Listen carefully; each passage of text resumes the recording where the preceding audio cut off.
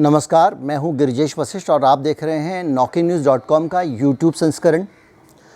आज हम विश्लेषण करने वाले हैं बांग्लादेश की सांप्रदायिक घटनाओं का। हम बात करेंगे कि ये घटनाएं भारत के लिए किस तरह से चुनौती हैं और बांग्लादेश जैसी जगहों पे और बाकी दूसरे देशों में जिस तरह की हिंसाएं हो रही हैं, इसका क्या मतलब है।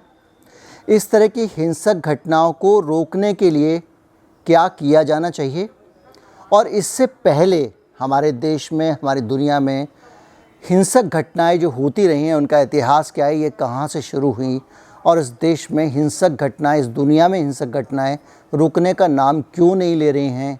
क्यों सांप्रदायिक तनाव का जो एपिसेंटर है वो साउथ एशिया बना हुआ है और ख़ास तौर पे जो भारतीय उपमहाद्वीप है वो बना हुआ है। कहीं मत जाइए, चैनल को सब्सक्राइब कर लीजिए। अगर आप चैनल को सपोर्ट करना चाहते हैं, धन देना चाहते हैं, तो हमारा UPI ID जब आप इस वीडियो का डिस्क्रिप्शन में जाएंगे तो सबसे नीचे मिलेगा। इस वीडियो के ख़त्म होने के बाद भी एक बार कोड है सबसे अंत में, उसके ज़रिए भी आप स्कैन करके भुगतान कर सकते हैं। कुछ क्षणों में हम हाजिर होते हैं।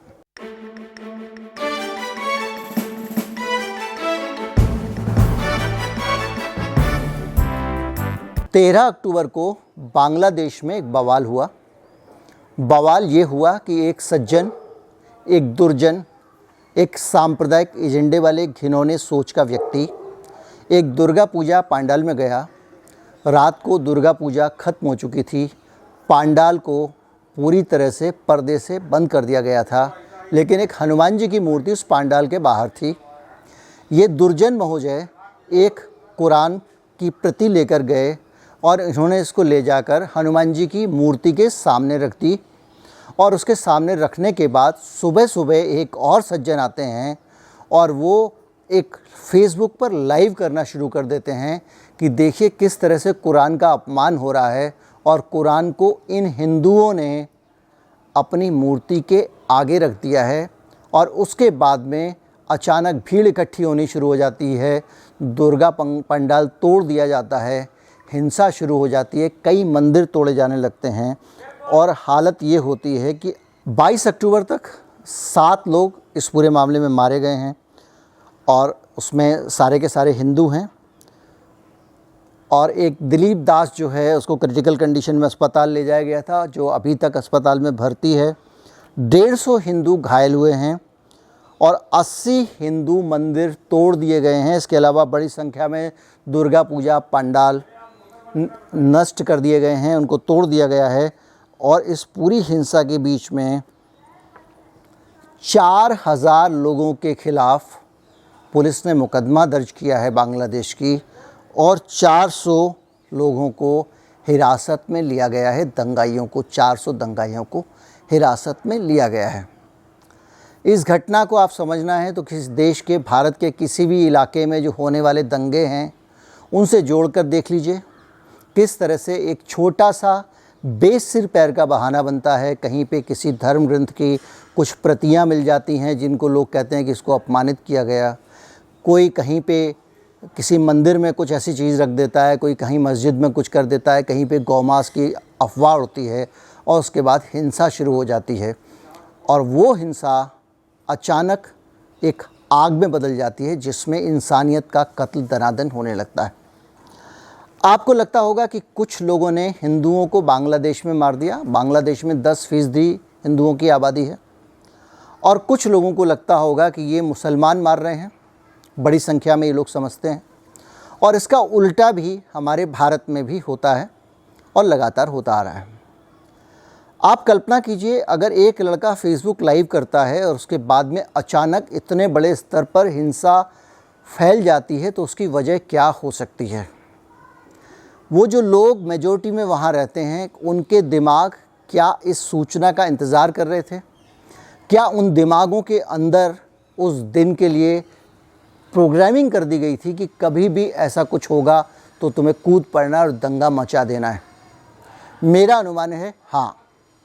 हम लगातार सोशल मीडिया के ज़रिए लोगों के दिमागों को प्रोग्राम करते रहते हैं, उनके दिमाग में हम जहर भरते रहते हैं और उस दिमाग में हम लगातार दूसरी कम्युनिटी के लिए झूठ भरते चले जाते हैं। इतना ज़्यादा झूठ भर देते हैं कि लोग नफ़रत में डूबे रहते हैं और कोई एक छोटी सी चिंगारी भी शोला बन सकती है। ऐसी एक भी घटना जैसे ही उनके कान में आती है, लोगों का जो अभी तक का जमा झूठ और सच दोनों चीज़ें, झूठ 90-95% होता है, वो विस्फोट में बन जाता है। जो भूसा दिमाग में भरा हुआ है वो आग पकड़ लेता है और दंगे शुरू हो जाते हैं दुनिया भर में।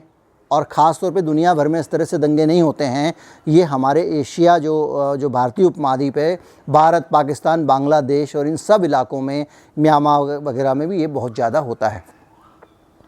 पॉलिटिकल साइड पे मैं इसकी जाना नहीं चाहूँगा, लेकिन एक बात मान के चलिए कि हाल में पश्चिम बंगाल के जो चुनाव हुए हैं, उन चुनावों में जिस तरह के घटनाक्रम हुए, जिस तरह का चार्ज्ड एटमॉस्फेयर था, सांप्रदायिक रूप से घृणास्पद प्रचार जिस दौरान किया गया, दोनों धर्मों के खिलाफ जहर बुझी बातें की गई, चुनाव प्रचार में खुलकर जहरीली तकरीरें हुई, भाषण हुए, दूसरे धर्म के खिलाफ जहरीले आरोप लगाए गए, उसके कारण भारत का जो पश्चिम बंगाल है या पूर्वी बंगाल जो कि बांग्लादेश है, उन दोनों जगहों पर वो जो ब्रेन की प्रोग्रामिंग की मैं बात कर रहा था वो लगातार होती रही, लोग भड़कते रहे। और पहले से ही काफ़ी समय से ये एक जो संदेश लगातार सीमा के उस पार जा रहा है कि भारत में बहुसंख्यक हिंदुओं की सरकार आ गई है और वो मुसलमानों पर अत्याचार कर। देखिए, संदेश जाने के पीछे ज़रूरी नहीं है कि वो संदेश सही ही हो, लेकिन कुछ सूचनाएं जो उस संदेश की पुष्टि करने वाली होती हैं वो 100 झूठी चीज़ों की भी पुष्टि कर देती हैं। तो आज आपने एक झूठ बोला और आपने मान लीजिए किसी की दुकान से 1 रुपये का सिक्का चुराया, तो इससे पहले जो 50 चोरियां हुई हैं वो भी आपके सिर लगा दी जाएंगी। ठीक वैसे ही भारत में भी सारे हिंदू सांप्रदायिक नहीं हैं।